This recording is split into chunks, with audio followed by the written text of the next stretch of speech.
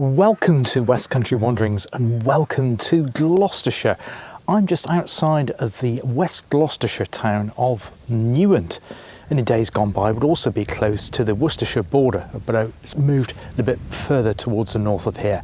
It used to follow the line of the River Leiden, so we're quite close to that. I'm actually in a hamlet called Pulteney. And I've not actually heard of this place till the other day when I was just scanning some articles and just looking at things on the web. And I found out that somebody very famous was born right here in this hamlet, just the other side of this church. So what I'm going to do is I'm going to show you a bit of the church here, give you a taste of the landscape here, and then show you where this gentleman was born and also tell you more about his life, because you would definitely have heard of him.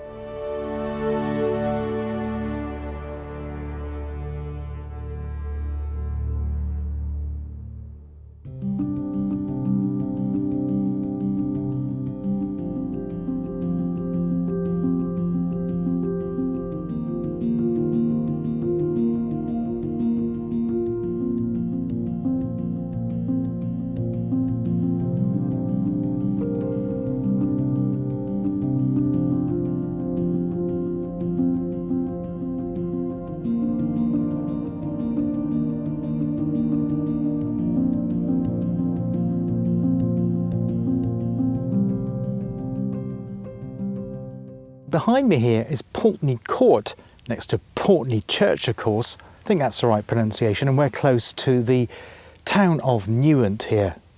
The easiest way I found coming here was junction 2 of the M50, but you have to go down some really narrow and tricksy lanes to find it. It's not an easy place to find, which is great because it means it's nice and quiet and it's away from the crowds. But around 1350, a gentleman you will have heard of was born here.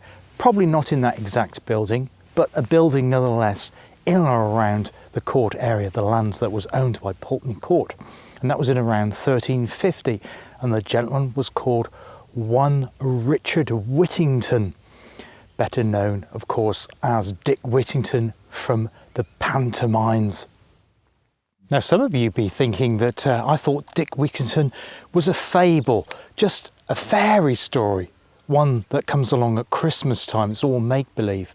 Well, there were certain aspects of the pantomime story that we all know which are true and did follow Richard Whittington's life, the real Richard Whittington. So what I want to do is just tell you who was Richard Whittington, why he came from here, and how did he end up in London. So we think we know that Richard Whittington was born around 1350, some sources say 1353. But what we do know, he was born to one William Whittington, a fairly wealthy landowner in these parts. In fact, he owned the then court, as I say, not the present day building, because that was rebuilt in Tudor times and with later additions. But he was born to him, and he came into a very privileged upbringing, which is where, of course, the real story of Richard Whittington diverges, the first time it diverges of many, from the fable that we know, because in that he was landed into poverty and was seeking the streets of gold in London. The truth was he was actually sent to London by his father. His father was trying to push him into the mercer trade. Now, a mercer is somebody that trades wool, silk, that sort of thing, around for fabrics around the streets of London, to the drapers so they could build for all the landed gentry so they could wear their finery up and down all those streets in the metropolis.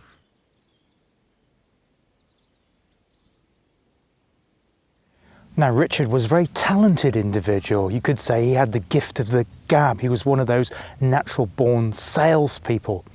So when he arrived in London, he started to make connections and networking, as we call it in these days. And by his mid-30s, he started to become a very wealthy individual indeed. His connections were so good, he started to provide royalty with cloth. Indeed, he was the main supplier of King Richard II, who was on the throne at that time in England.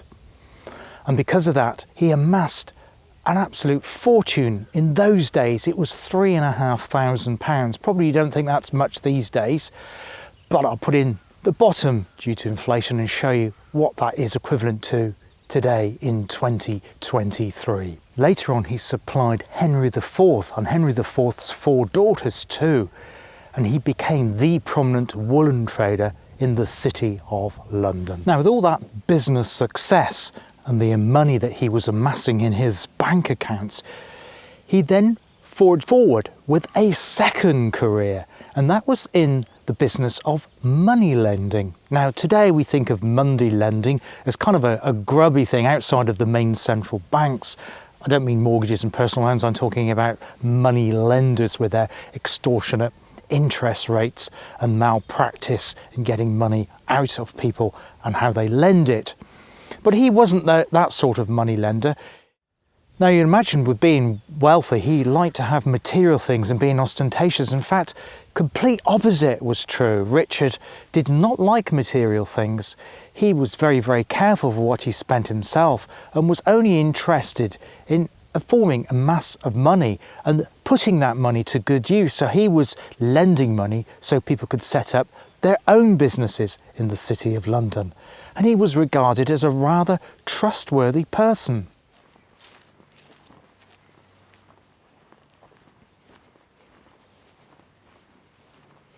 Now, like many with royal connections at that time and the wealthy people in London, he was owed the throne by Henry IV, but thankfully his fortune remained intact, so he was able to continue doing some good works. And it was shortly after that event he was elected to be Mayor of London. In fact, he was elected Mayor of London no less than 4 times. And I think it was because of his trustworthy nature, because people borrowed money off him and he operated using fair business practices, that he was well liked amongst the city of London and with his royal connections and trade connections too. Now, one of his other ways of doing trade was to keep his money liquid. That is, he had it in money and sterling assets rather than investing in bricks and mortar in property. And because he was able to do that, because he did that, he was able to lend more money to people that wanted it to set up their own businesses or for whatever purposes they needed to borrow the money for. In 1402, he married one Alice Fitzwarren, the daughter of a wealthy Dorset landowner. Unfortunately, the marriage was to be short-lived because Alice sadly died in 1410. They also had no children, so Richard was unable to continue his line of the family tree. It's worth bearing in note, though, that when I entered the church here, I found a gravestone just before the door with the Whittington name on it. So though Richard died later on, the name continued in this part of the Gloucestershire, and that gravestone was dated, I think it was around the middle of the 19th century.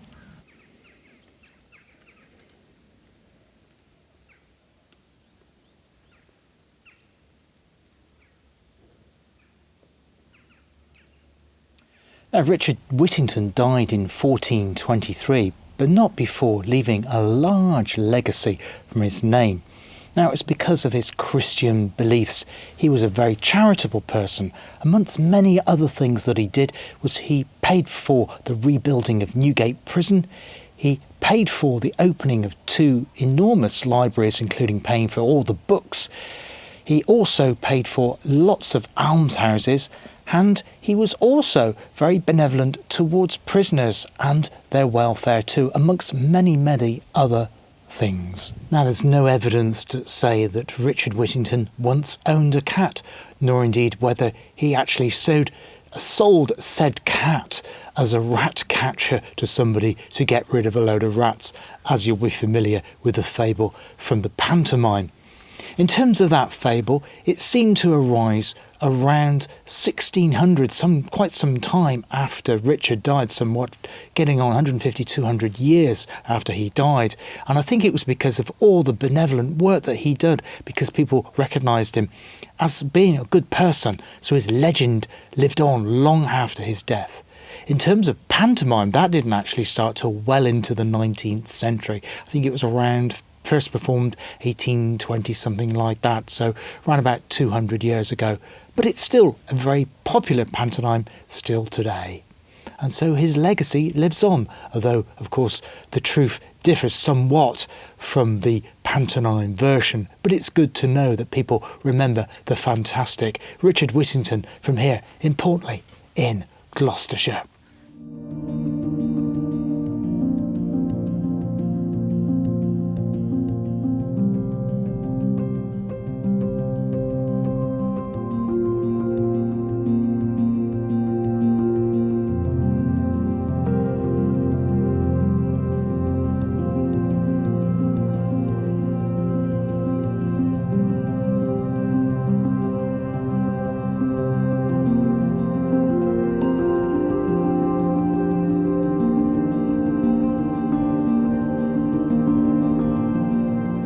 Well, that's it from Pulteney in Gloucestershire today here on West Country Wanderings. Hope you can join me for another adventure sometime soon. If you subscribe to the channel, hit the bell, then YouTube will tell you when the next video uploads on my channel. Until then, take care of yourselves, look after yourselves, and I hope to see you on the channel again very, very soon. All the best for now. Bye-bye.